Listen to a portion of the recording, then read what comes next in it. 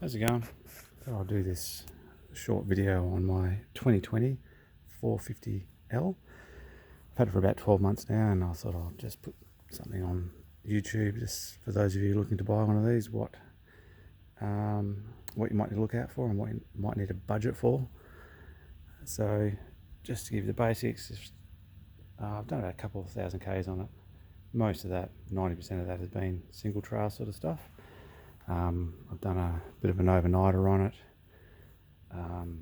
So I was looking for a bike that could do a bit of everything, and this is pretty close. I'm pretty happy with it so far.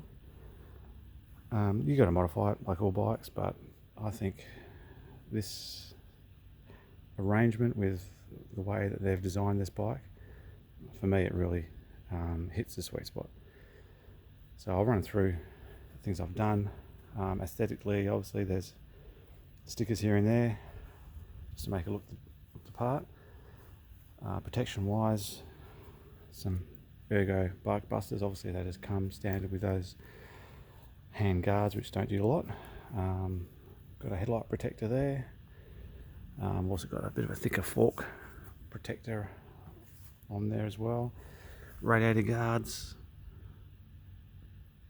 Got the braces on these ones which run back into the frame, which gives you a bit of extra support, if you can see that there. So they work pretty good. They let plenty of airflow through still, just utilising the original radiator fins. So yeah, I've had those before and they work pretty good. Got a better bash plate on there. It's from Crossbow. It's 4mm instead of 2, and it comes up and protects this part quite well. The water pump there is quite vulnerable in my view. So even though it looks quite flimsy to feel, it just, it'll protect it from a bit of a strike from a rock or a large branch, but anything more than that you might still be in trouble, but try and avoid that. Moving back, I've got RHK rear disc guard, the original one. It's just a bit of plastic that would do absolutely nothing, so that's worthwhile changing. Coming up, I've obviously put a rear rack on here. This is from B&B Off-Road. These mount directly to the aluminium subframe, which is one of the other reasons I got the L, because you can load this up to a degree. I've got a 5-litre rotor pack that's under this bag. I've got a 30-litre duffel bag, and I've got some soft Krieger panniers as well. All in all, I've got a heap of room for an overnighter, camping that is, and it works pretty well. Got a little tail tidy from B&B as well, that looks pretty good.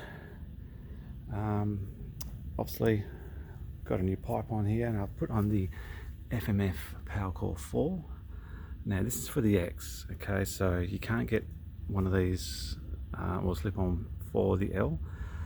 This will mount perfectly to the original bolts. However, the diameter between the FMF and the header is quite different, so you're going to need to get something machined up like I did. Can't really see it in there, to fit the two together. So it wasn't such a big deal, but it needs to be something that you need to think about if you're going to put the FMF on without the FMF header.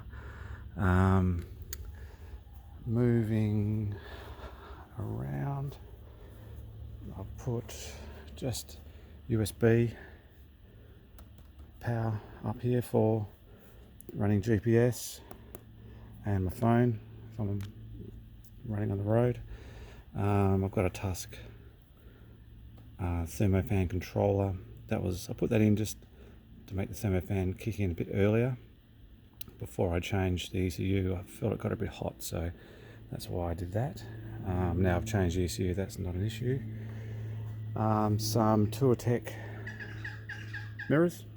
Okay, these ones are pretty good. They just click away like that, and generally tuck away. If you adjust them a bit, you tuck them right down behind the dash protector there. So yeah, I thought they were pretty simple to use, those ones. I quite like them, so they work well.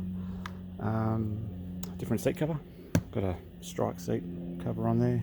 It's just nice and grippy, and it's black. The original red ones get dirty and look pretty crap pretty quick, so got rid of that. Tyres, these ones are more dirt orientated. They are road legal. They're from Motos. They do get a bit hot on the road though, and I will look at getting something a bit more sort of dual purpose once the winter's over. Yeah, for now they work pretty good. They will actually work very good in the dirt, but yeah, a bit squirmy on the bitumen. That's pretty much it. So I guess the biggest expense really would be changing the ECU over. So I'll put a Vortex one on there. Comes with a switch. Actually doesn't come with it, you got to pay a little bit extra for that. Just enables you to change from a most aggressive map to a map of your choosing. So I've just gone for a soft sort of trail map, which is pretty much where I leave it most of the time. It does also give you traction control by hitting the start button when the engine's running, and then the engine light will flash and telling you that the traction control is activated. Biggest reason though for getting that, I think all of you have probably already read about this particular bike, is that they do have a bit of an annoying on-off feeling with the throttle down low, where the fuel is essentially cut off once you roll right off the throttle. So that has now been fixed with the Vortex, and also when they're running, when they're just warm, the engine's warm at normal temperature, and you go to turn it off and turn it on again, it would take a while to start it. So that was really annoying if you're sort of stuck on somewhere a bit snotty and you stall it, try and start it again, you have to put it into neutral and dick about with it. It was a bit of a pain. So the Vortex has completely solved those two things. It's completely transformed the bike, quite frankly.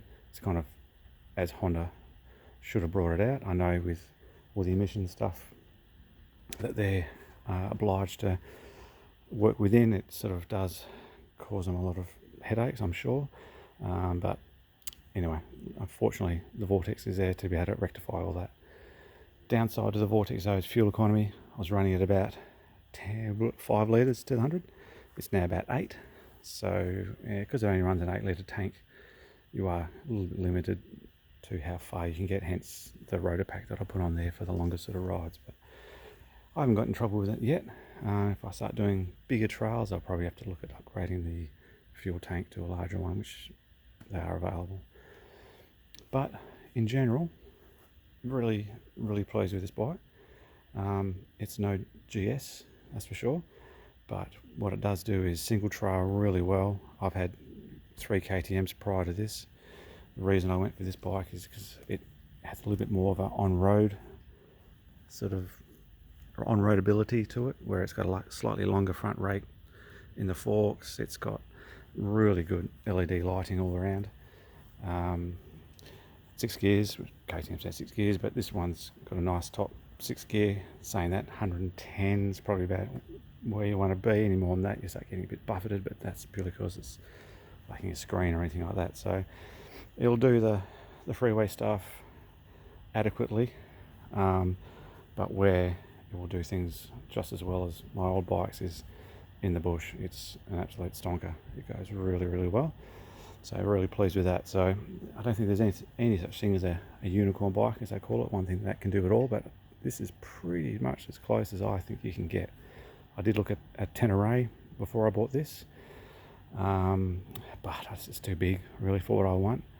That will probably do the road stuff better, but I do spend most of my time in the bush. So this, I'm very glad I went this way with this bike, and yeah, no regrets. It's proven to be a bit of a gem, and it's surprising that Honda don't sell them in Australia anymore.